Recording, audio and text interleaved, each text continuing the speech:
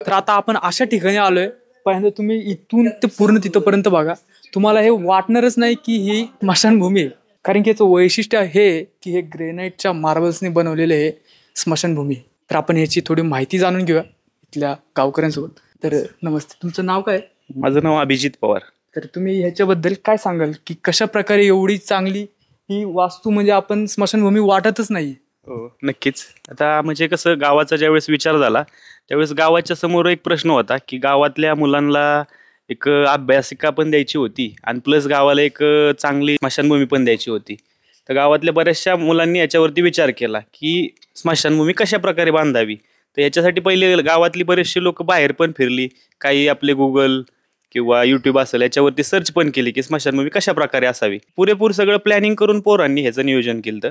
त्याच्यानंतरनी सगळं नियोजन झालं, डिझाईन झालं. डिझाईन झाल्याच्या नंतर गावातल्या 2-3 तरुणांनी याचं आखणी वगैरे करून दिली.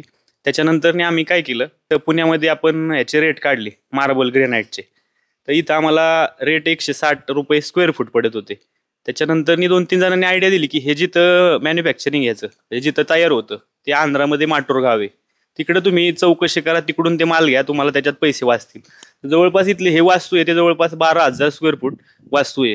तर 12,000 स्क्वेअर फूट ग्रेनाइट लागणार होतं. त्याचं जवळपास कॉस्टिंग नाही म्हटलं तरी एक 25-26 लाखापर्यंत जात होतं सगळं इथल्या मार्केटमध्ये. तेच आम्ही आंध्राला गेलो बाय रोड. 3-4 जण गावातून गेलतो तरुण आम्ही.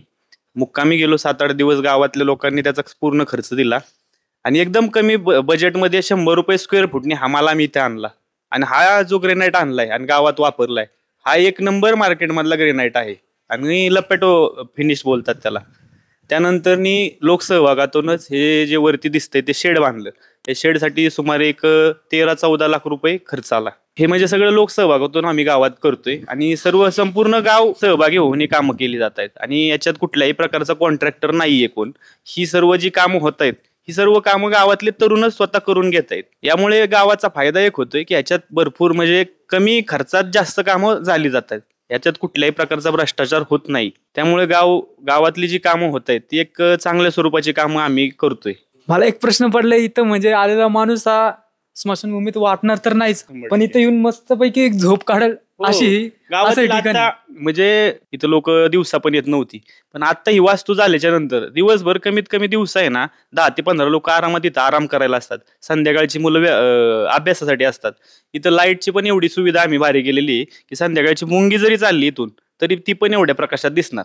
आता थोडा निधी जरा कमी पडलाय आम्हाला, त्याच्यामुळे थोडे जरा डागडुगी करायची राहिली, पण भविष्यात हा पण म्हणजे पोर्शन राहिलेला चांगल्या पद्धतीत आम्ही करणार आहे डेव्हलप.